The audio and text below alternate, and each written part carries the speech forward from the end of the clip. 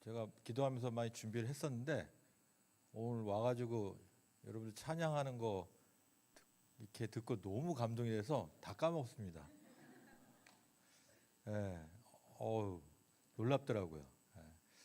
아까 우리 대표님 말씀하시는 거 보니까 다 자원하신 마음으로 예배를 사모하신 마음으로 또 달란트 받으신 그 부분을 하나님께 예배드린 것들을 갈망하는 마음으로 이곳에 계속 모이셔서 5년 되셨다고 들었는데 한결같이 하나님 앞에서 이렇게 예배드릴 수 있다는 게 그 자체가 놀라웠는데 이게 그 찬양을 들으면서 엄청 감동이 되더라고요. 그리고 그거를 하나님께서 들으시면은 얼마나 기뻐하실까 이런 생각이 참 깊이 와닿았습니다. 그러고 보니까 처음 사도신경도 찬양으로 하시더라고요. 예. 그러면 마지막 끝에 주기도문도 찬양을 하실 거 아니에요. 처음부터 끝까지 다 찬양인데 제 간증만 빼고 저도 찬양으로 해야 되나 이게 헷갈릴 정도로 네 제가 간증 없이도 충분히 은혜가 되는 예배인데 간증을 또 하라고 하셔서 잠시 또 나눠 볼까 합니다. 네, 여러분들은 음악을 하시고 되게 감성적으로 또 그러신데 저는 완전히 다르게 제조업에서 천을 염색해서 이렇게 판매를 하는 안산에 제조업을 하고 있는 업체 대표입니다. 그러니까 완전히 다르죠. 뭐 대표적으로 여러분들이 아실 수 있는 거는 저기 군인들 군복, 군복원단을 저희가 취급합니다. 그러니까 여러분하고 삶이 완전히 다른 이런 결에서 있는데 그래도 감사한 것은 하나님 안에서 주님 안에서 크리스찬으로서 같이 살아간다는 것들은 큰 동일한 점인 것 같습니다. 그런 차원에서 또 다른 측면에서 하나님을 따르고 말씀대로 살아가는 삶들은 어떤 것인지 한번 또 이렇게 함께 나눠보는 것도 의미가 있지 않나 봅니다. 먼저 제 소개를 간단히 했는데 저희 회사는 한 55년 됐습니다. 제가 2대째로 운영을 하고 있고 2000년에 제가 대표이사를 맡아서 지금 회사를 운영하고 있는데 저희 집안에서는 제가 중학교 때 교회를 다니기 시작했는데 우리 집안에서는 기독교인이 한 명도 없었어요. 제가 최초였습니다. 근데 하나님의 은혜로 그렇게 어떤 신앙생활을 하게 됐는데 돌이켜보면은 긴 세월 동안을 썬데이 크리스찬으로 지냈던 것 같습니다. 교회에서 되게 열심히 충성을 했지만 월요일 날서부터 일터에서는 가장 세상적인 방법으로 세상적인 가치를 쫓아서 돈을 벌려고 애를 썼고 그 당시에는 그 돈을 번 것 갖고 헌금 잘 내고 성경헌금 내고 뭐 이러면은 하나님께 영광 돌 수 있을 거라 이렇게 생각하면서 살았었던 것 같습니다. 그러니까 어찌 보면은 신앙생활이 아니고 종교생활이었던 것 같습니다. 지금 돌이켜 보면은. 근데 어떻든 하나님의 은혜로 먼저 제가 아버지 학교를 나오게 돼서 아버지로서 크리스찬의 모습이 어떤 것인지 배우게 되고 그 시점에서 이제 제가 가정이 하나님의 말씀을 진리 삼아서 이제 살아가는 것들을 이렇게 연습하고 훈련의 결과 저희 가정이 아내하고 저하고 또 자녀들하고 관계들이 많이 안 좋았었는데 우리 아내도 여기 와 있지만 회복되고 좋아지고 이런 것들을 경험하면서 하나님의 말씀 진리대로 살아가는 것들이 왜 중요한 건지 그런 것들 좀 깨닫게 됐습니다. 그러던 차에 하나님께서 그 시선을 저 일터로 이렇게 돌아보게 하셨습니다. 사실은 그 전까지는 몰랐는데 하나님을 인격적으로 이렇게 만나고 나니까 교회에서 저의 삶하고 또 일터에서 저의 삶하고 완전히 괴리돼 있더라고요. 깜짝 놀랐습니다. 근데 그 전까지 그런 걸 못 느꼈는데 하나님께서 그거를 깨닫게 하신 거예요. 너무 분리된 내 삶을 보면서 제가 뭐 이중인격자도 아니고 가면 쓰고 다닌 것도 아니고 문제가 심각하구나. 둘 중에 하나 분명히 해야 되겠다. 뭐 일치되게 하나님 없이 살아가든지 아니면 하나님 주인 되신 삶으로 똑같이 일터에서의 교회에서는 똑같이 하나님 주인된 삶을 살아가든지. 그런데 저의 내면을 들여다봤을 때는 하나님 없이 살 수는 없는 거는 분명하더라고요. 그렇다면은 제가 그것들을 일치된 삶, 그러니까 하나님이 저의 많은 시간을 보내고 있는 일터에서도 하나님 주인 되시고 왕 되신 삶을 살아야 되는 게 마땅하구나. 그리고 그렇게 살아간다는 의미는 하나님의 말씀이 진리된 유일한 진리로 우리 일터에서도 살아내야 되는 것이구나라는 것들을 강하게 깨닫게 하셨습니다. 그 요한복음 18장 37절, 38절 말씀을 제가 보면은 빌라도가 예수께 물었다. 그러면 당신은 왕이요? 예수께서 대답하셨다. 당신이 말한 대로 나는 왕이요. 나는 진리를 증언하기 위하여 태어났으며 진리를 증언하기 위하여 세상에 왔어. 진리에 속한 사람 누구나 내가 하는 말을 듣소. 빌라도가 예수께 진리가 무엇이요? 라고 물었다. 이 본문 말씀은 예수님께서 붙잡히셔서 십자가에 못 박히시기 전에 빌라도 총독 앞에서 신문을 받는 장면입니다. 여러분도 잘 아시다시피. 근데 예수님께서는 모든 질문에 침묵으로 일관되게 대응하시다가 유독 하나님의 나라에 대해서 36절에 말씀하시면서 이 37절에 나는 진리를 증언하기 위해서 태어났으며 진리를 증언하기 위해서 이 땅에 왔다라고 분명하게 말씀하십니다. 이 땅에 오신 목적을 분명하게 말씀하신 겁니다. 그 예수님의 이 하신 말씀, 진리를 증언하기 위해서 태어나셨고 진리를 증언하기 위해서 이 땅에 오셨다. 이 말씀이 저에게는 되게 중요하게 와닿았습니다. 진리를 증언한다는 의미가 무엇일까요? 진리를 증언한다는 의미는 하나님 말씀이 진리됨을 삶으로 살아내는 것이겠죠. 그게 증언이니까요. 또 하나님의 말씀이 진리임을 삶을 통해서 드러내는 것이겠죠. 그런데 예수님은 그렇게 하셨습니다. 이 말씀을 마치시고 하나님 말씀에 진리 삼아서 순종하셔서 십자가에 달려 돌아가셨죠. 그리고 그 순종의 결과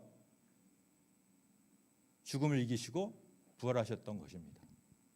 이걸 보면서 저에게도 하나님께서 제가 속한 일터에서 하나님의 말씀만이 진리인 그런 삶을 증언하는 삶을 살아간다는 것들이 소중한 가치로 와닿기 시작했습니다. 그런데 그 하나님의 말씀을 진리로 삼아서 살아가는 첫 걸음이 저한테는 하나님 주신 마음은 예배였습니다. 여러분 5년 동안 한결같이 이렇게 예배를 드리신 이유가 뭡니까? 하나님이 나의 삶의 주인이시고 하나님이 가장 기뻐하시는 예배잖아요. 그것들에 대한 갈망이 있으니까 이 자리에 이렇게 오시는 거지 않습니까? 저에게도 마찬가지로 하나님께서 저에게 주신 마음은 이 일터가 나의 일터로 하나님의 일터고 하나님이 내가 왕이라고 고백한다면 이 일터가에서 예배가 당연히 있어야 되는 것이다 라는 마음을 주셨습니다. 앞뒤가 맞는 얘기죠.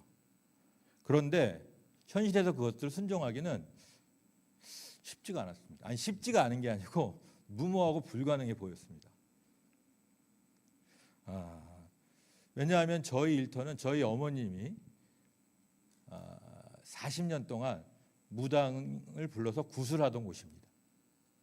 그런 문화로 이렇게 지내왔었고 세상 어떤 기업보다도 세상 가치로 살아왔던 그런 기업입니다. 그런 기업에서 어느 날 갑자기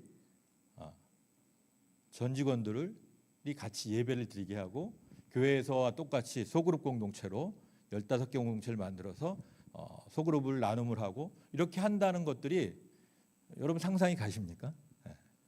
쉽지 않은 아니 무모해 보이는 일입니다. 지금도 제가 생생히 기억합니다. 2012년 7월 달에 전 직원이 같이 예배를 처음 드렸습니다. 그 당시만 하더라도 교회 다니는 직원들이 10%도 안 됐고요. 뭐 제조업은 다 똑같지만 열심히 일하다 보니까 얼마나 피곤합니까? 그럼 끝나고 삼겹살에 소주 한 잔이 너무나도 당연한 거고 그런 문화도 이렇게 쫙 일관되게 가다 보니까 오히려 뭐 고등학교 때까지 이렇게 교회 다녔던 분들도 저희 회사 와서 교회를 안 다니게 되는 문화가 그러니까 자연스럽게 그런 문화였던 곳입니다.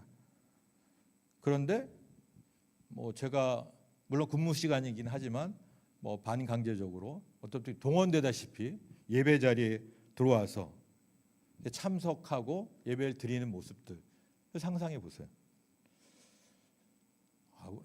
지금 생각하면 우리 직원들이 얼마나 힘들었을까 생각을 합니다. 근데 사실은 직원들도 힘들었지만 그걸 진행시키는 저도 엄청 힘들었습니다. 인간적으로 무척 부담스러웠고 또 헷갈렸습니다. 이게 맞는 건가? 하나님이 주신 마음 맞나? 내가 뭔가 잘못 들은 건 아닌가? 그러니까 예배라기보다는 뭐 분위기가 엉망이었죠. 70% 졸고 뭐 이런 거지 않았습니까? 그러던 시점에 신기하게도 하나님께서 저에게 계속 마음을 주시는 거예요. 예배에 대한 마음을 계속 주시는 거예요. 인간적으로는 당연히 누가 뭐 강압하는 것도 아니고 안 하면 되는 건데 계속 그 마음을 주시는 겁니다. 계속 진행되게 하시더라고요. 그러던 와중에 한 서너 명의 직원들이 도저히 예배 못 드리겠다 이런 직원들이 생겼습니다.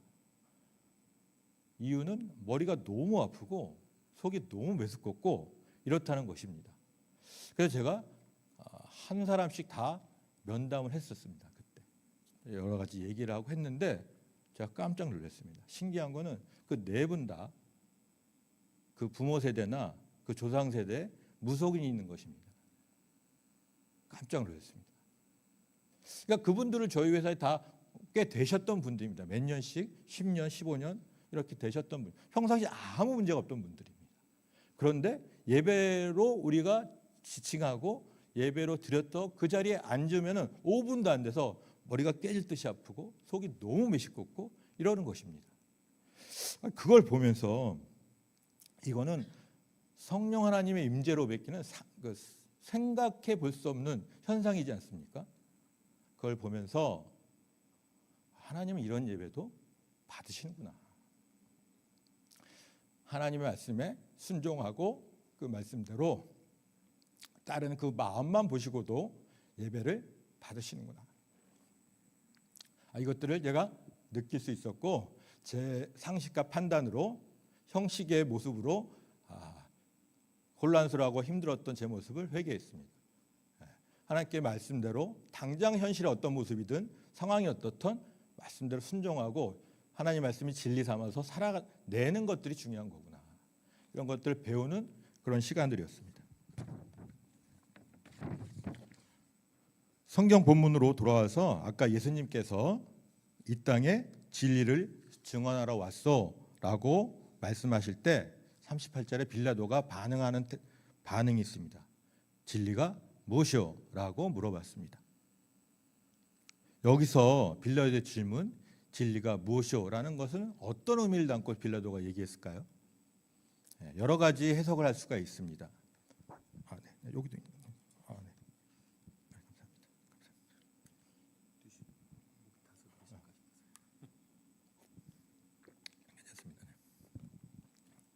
감사합니다.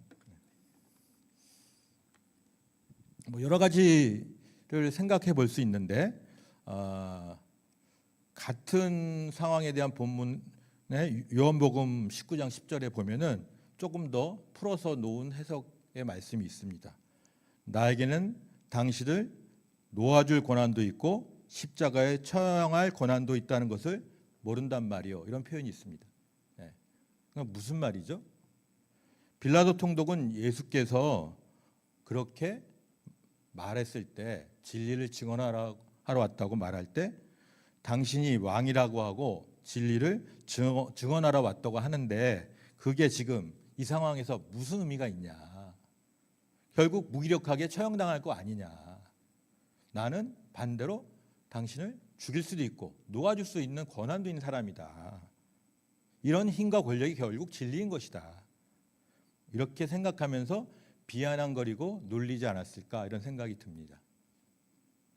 여기서 중요한 점은 진리를 증언하는 순종 앞에서 세상 가치로 무장한 악한 영은 우리를 조롱하고 또 우리를 비방하면서 좌절시키고 낙망시키려는 의도가 항상 따라온다는 것입니다.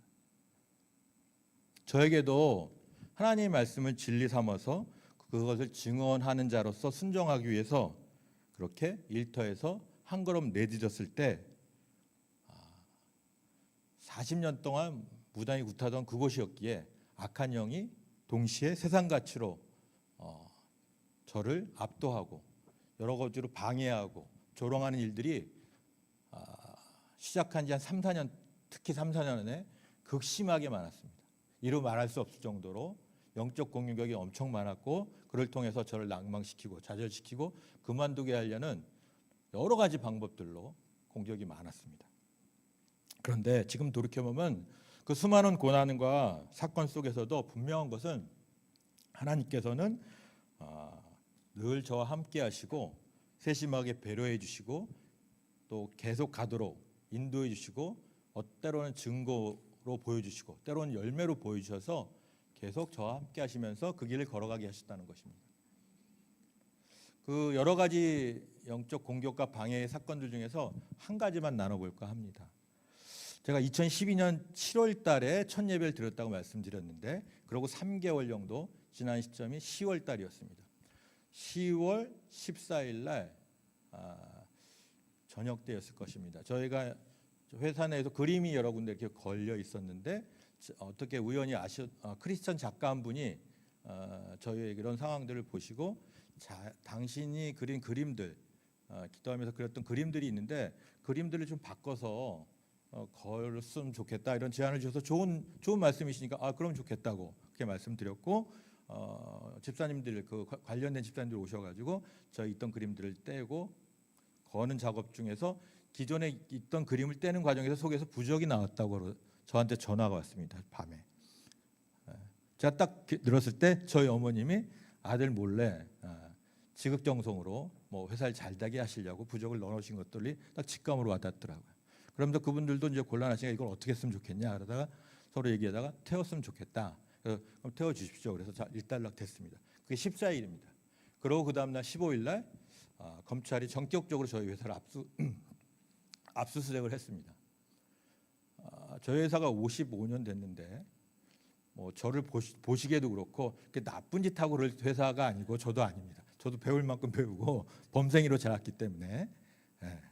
그런데 이유는 그 당시에 우리 바이어들에게 법적으로 불법적인 게 맞습니다. 리베이트로 이렇게 관행적으로 진행되는 것들이 있었고 그게 문제가 됐던 것입니다.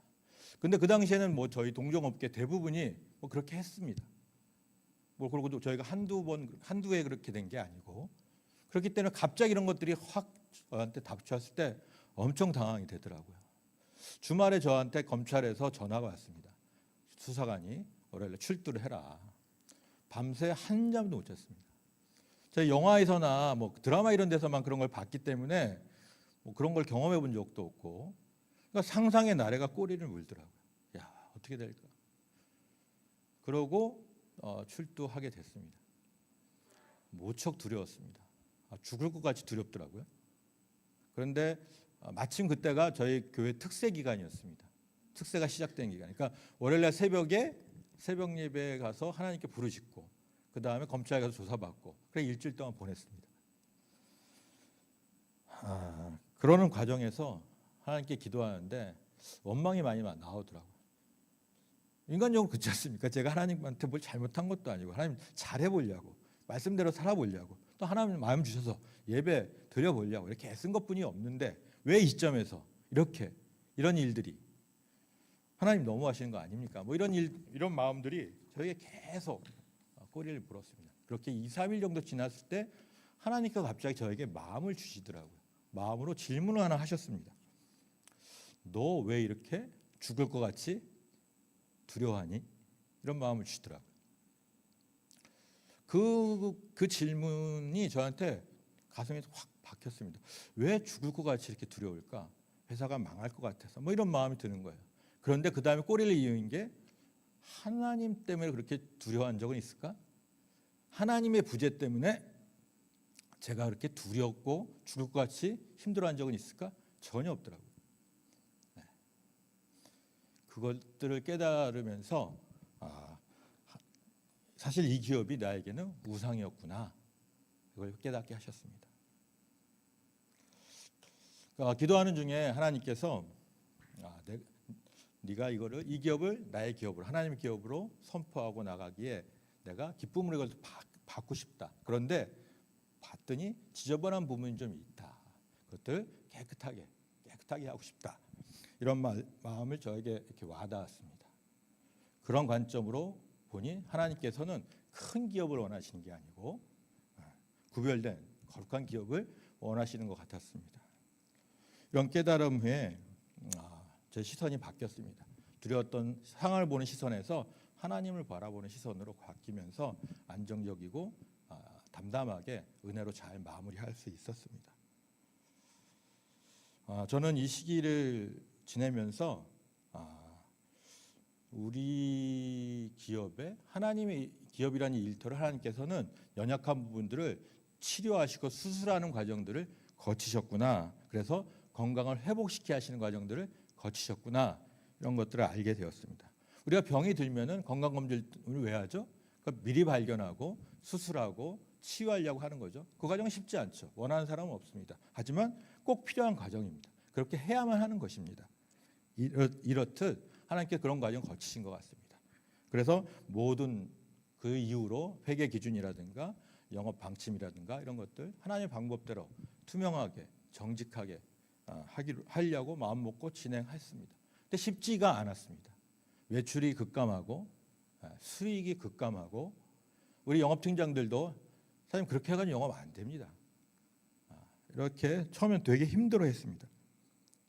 그런데 저는 거역할 수가 없었습니다. 이 과정들을 왜 이렇게 됐는지를 제가 하나님과 관계에서 충분히 알고 있었기에 그 길 그대로 순정하고 갈 수밖에 없었습니다. 그러다 보니까 어쩔 수 없이 테러를 차단하고 나니 할 수 있는 건 실력을 쌓는 길밖에 없었습니다. 연구개발 이런 쪽에 실력을 쌓는 쪽에 집중할 수밖에 없었습니다. 그런데 그 과정들은 시간이 오래 걸리는 과정입니다. 금방 결과가 나올 수 없는 과정이죠. 또 그러다 보니까 자금적으로 많이 어려웠습니다. 매출 떨어지고 수익 떨어지고 또 검찰 조사로 인한 세무조사까지 연결되면서 세무 추징도 받고 너무너무 힘들었습니다. 자금적으로 버티기가 어려웠습니다. 그렇게 버텨나가는 과정에 하나님께서 저에게 또 하나 마음을 주셨습니다. 네가 갖고 있는 개인 재산을 회사에 다 투입하는 게 어떻겠니? 근데 사실은 그게 맞는 것 같지만 인간적으로는 망할 것 같은 회사에 제가 다 투입하면은 저는 뭘 먹고 삽니까? 하나님 그런 기도가 나오더라고요. 그런데 문제는 하나님께서 내가 이 기업을 나의 기업으로 받고 같이 가는데 나는 이 기업에 있는 영혼들을 위해서 목숨을 바쳤다. 그렇게 진지하게 가고 있단다. 너도 그렇게 진지하게 함께 가보지 않겠니? 이런 마음을 주셨습니다. 하나님의 그 마음 앞에 제가 드릴 말씀이 없더라고요. 그래서 순종했습니다. 근데 순종한 결과 아니나 다를까 금방 좋아지지 않았습니다. 정말 망하는 순간까지 갔습니다. 그게 2020년이었습니다. 2020년 7월 달 시점에서 제가 하반기를 보니까 우리 회사가 도저히 자금적으로 회생할 수 없는 것들로 판명이 났습니다. 가능성 제로였습니다. 연말까지 버틸 수가 없었습니다. 돌아온 어음이라든가 이런 것들이 제가 아무리 두드려 봐도 불가능했습니다. 8월말 어느 밤에 밤새도록 한숨을 못 잤습니다. 잠을 못 자겠더라고요. 계속 왜 이렇게 불안하나 봤더니 회사가 망할 것 같은 게 확정되니까 우리 직원들은 어떡하나? 우리 함께 딸린 식구들은 어떡하나? 무엇보다도 하나님 기업으로 이렇게 천명하고 여태까지 몇 년을 왔는데 이렇게 됐을 때 세상 사람들 뭐라고 그럴까? 하나님 이걸 어떻게 받으실까? 복잡하게 생각을 꼬리를 물고 힘들었습니다. 그런데 그때 하나님께서 저에게 말씀을 하나 주셨습니다. 그게 갈라디아서 2장 20절 말씀입니다. 내가 그리스도와 함께 십자가에 못 박혔나니, 이 말씀입니다.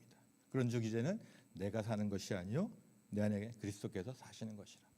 사도 바울의 이 고백, 내가 그리스도와 함께 십자가에 못 박혔다, 이 고백은 사도 바울의 실제적인 고백입니다. 근데 저한테는 실제적인 고백이 아니었고 믿음의 고백이었죠. 그런데 이 사건을 통해서 하나님께서는 내 자아, 우리 일터의 옛 모습들을 십자가에 함께 못 박아 죽는 과정들을 경험하게 하시는 거였습니다.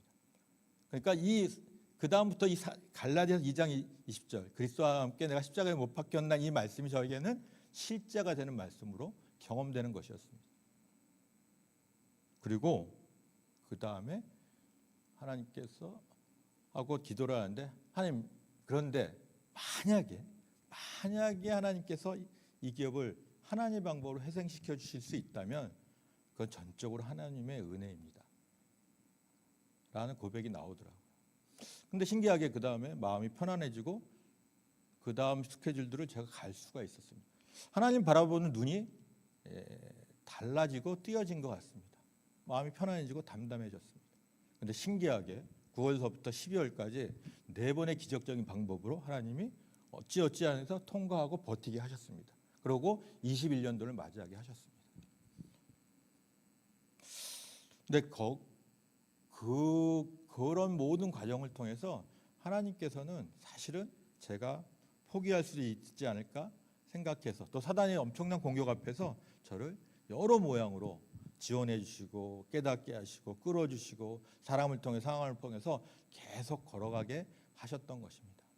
더 감사한 것은 이런 물질적인 부분뿐만 아니라 비교할 수 없을 정도로 감사하게 우리 직원들에게, 저희 직원들과 더불어서 12년 동안의 그런 순종의 시간들을 통해서 주님께서 우리 서서히 우리 직원 한 사람 한 사람들을 이렇게 변화시켜가는 과정들을 걷게 하셨습니다. 그걸 영상으로 한 4분짜리 영상인데 잠깐 보시도록 하겠습니다.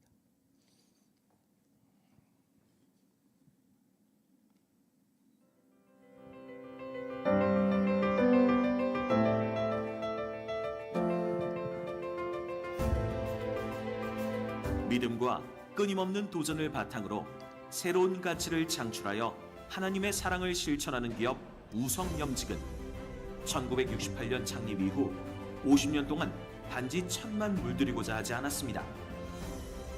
일터 교회를 통해 우리 자신과 가족 그리고 이웃을 물들이고자 했습니다.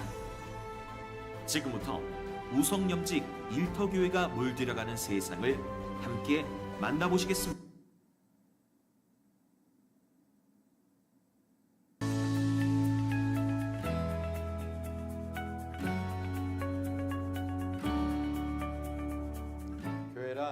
예수 그리스도가 실제적인 주인 되신 곳, 하나님 나라가 이 땅에 실제적으로 선포되고 구현되는 곳이라 정의할 수 있습니다.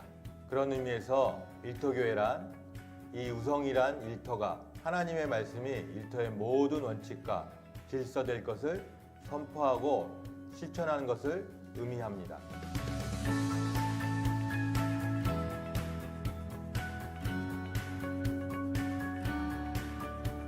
매달 2번의 전 직원 예배와 사랑의 공동체를 통해 하나님의 사랑을 구체적으로 배우고 깨달아가고 있습니다. 두란노 아버지학교 안산지부와 동역하며 진행되고 있는 아버지학교, 복음의 기초를 접하게 되는 성경 ABC, 복음을 통해 새 생명을 얻게 되고 경험을 누리게 되는 제자훈련, 매일 아침에 진행되는 말씀 묵상, 그리고 화요기도를 통해 사랑의 본질이신 하나님과 복음을 경험하고 있습니다. 중증 장애인 시설인 주보라의 집 섬김, 말기 암 환자들을 위한 샘물 호스피스 섬김, 노숙자분들을 위한 광야교회 섬김 등 7곳의 국내 기관들을 후원하고 방문하여 섬기고 있습니다. 또한 15개 공동체에서 15가정의 어려운 이웃을 5년 전부터 매달 방문하여 교제하며 섬기고 있습니다. 또한 세계 각국의 8곳의 선교사님들을 후원하며 섬기고 중보하고 있습니다. 이렇게 다양한 방법으로 하나님의 사랑을 흘려보내고 아름답게 물들여가려고 애쓰고 힘쓰고 있습니다.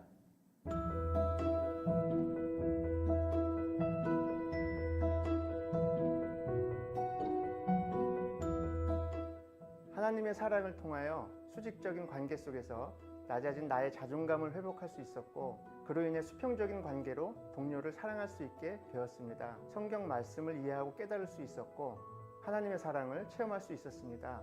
믿음을 가진 이후로 마음이 더 여유로움을 느끼게 되었습니다.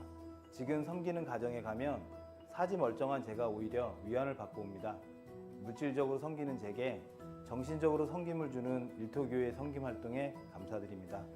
6년 전 사장님께서 일터교회를 선포를 하셨을 때 엄청난 어려움과 고민이 제 앞을 가로막았죠.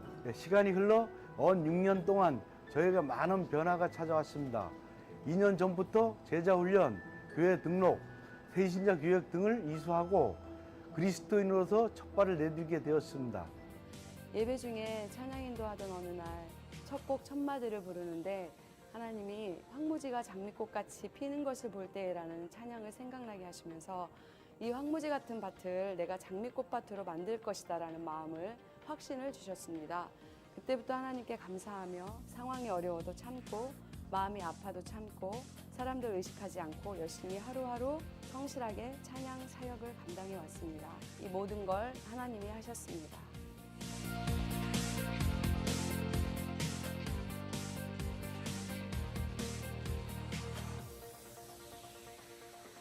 지난 우성의 50년이 일터교회로서 하나님께서 준비시키는 과정이었다면 앞으로의 50년은 일터교회로 준비된 우성이 하나님의 사랑을 실천하는 사명을 잘 순종하며 감당해 나가기를 소망합니다. 믿음과 끊임없는 도전을 바탕으로 새로운 가치를 창출하여 하나님의 사랑을 실천하는 기업 우성염지. 네.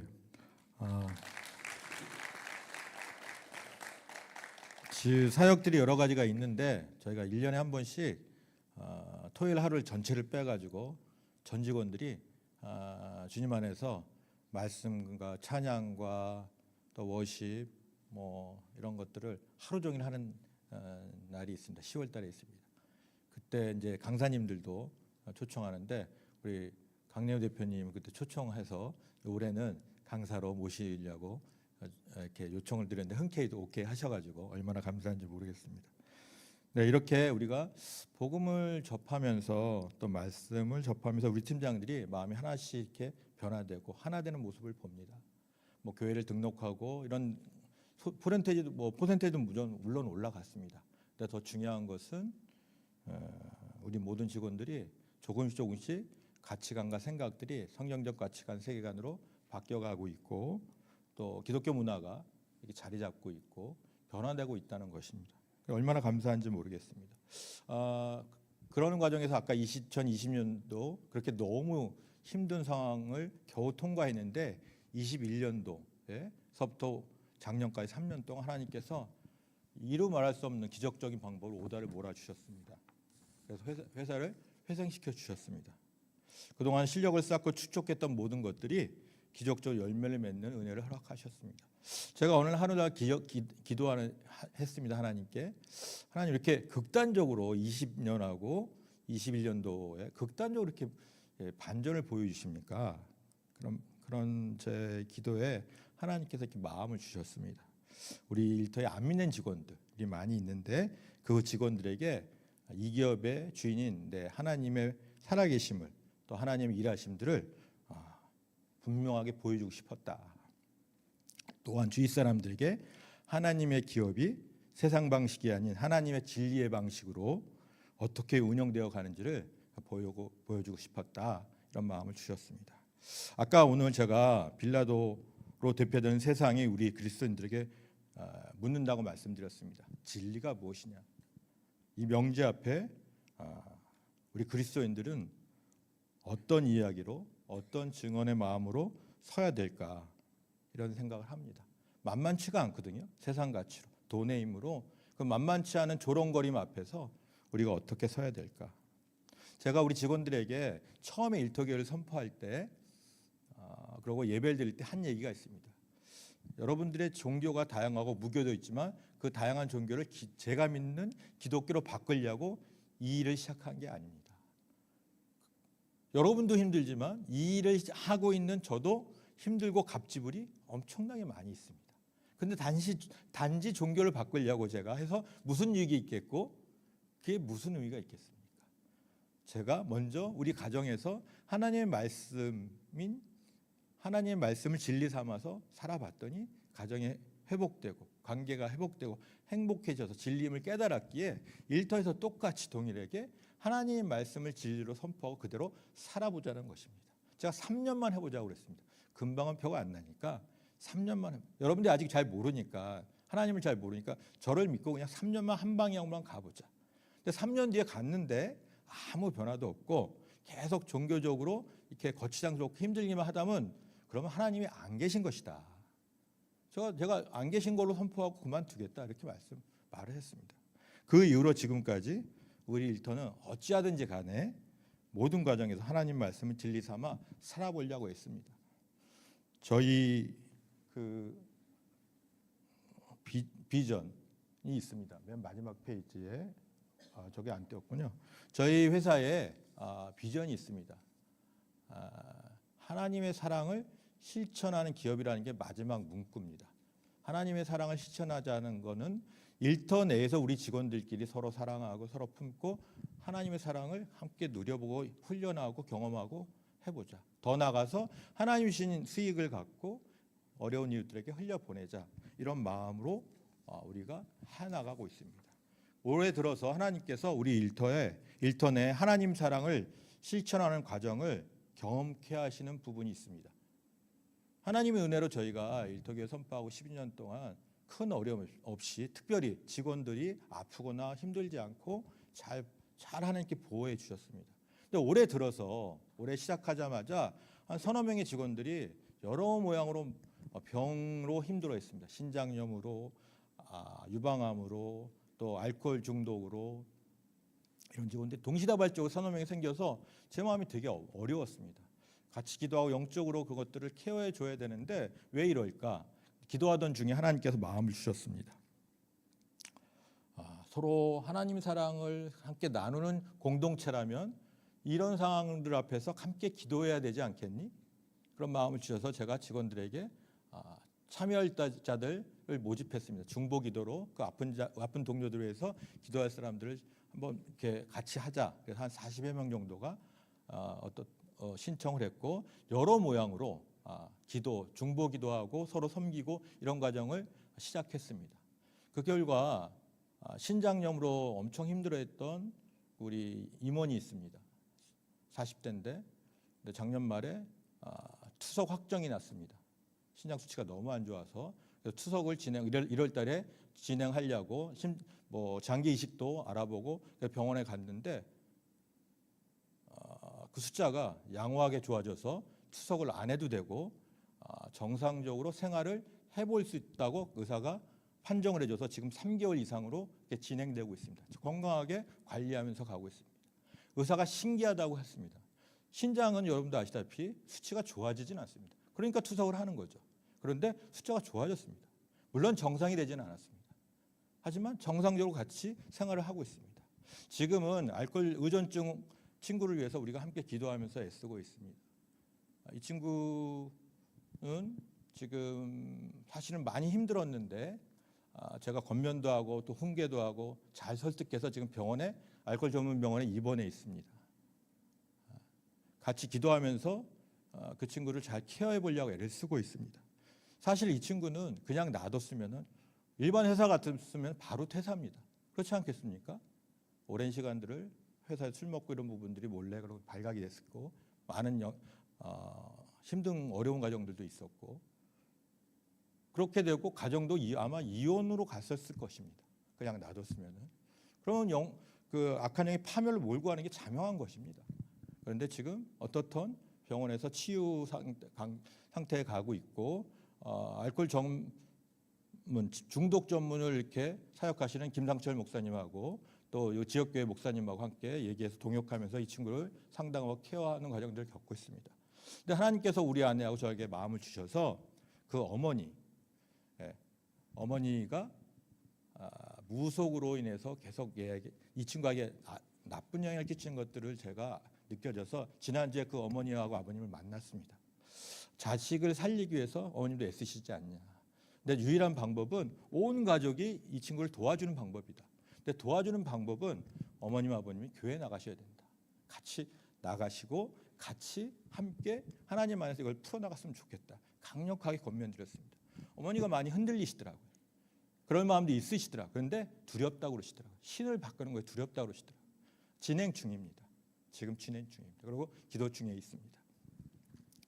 이렇듯 하나님 안에서 말씀을 진리 삼아 증언하며 살아간다는 것은 상당히 소중한 그리스도인들의 가치가 되어야 하지 않겠습니까? 물론 그 과정에서 고난과 역경과 사단의 영적 방해 때문에 힘든 과정들이 있습니다. 하지만 그 과정을 통해서 하나님께서 우리를 치유해 주시고 우리의 우상을 깨 주시고 하나님 앞에 더 진지하게 나가게 하시고 하나님의 말씀을 진리 삼아 살아간다는 것이 무엇인지를 경험한 자들만이, 순종한 자들만이 느낄 수 있는 깊은 단계로 이끌어 가신 것을 느낍니다. 아까 사도 바울이 얘기하는 진리가 무엇이냐 이 질문 앞에 저와 여러분들이 진지하게 반응하며 한 단계 하나님 앞에 증언된 삶으로 나가는 저희들이 되면 좋겠습니다. 감사합니다.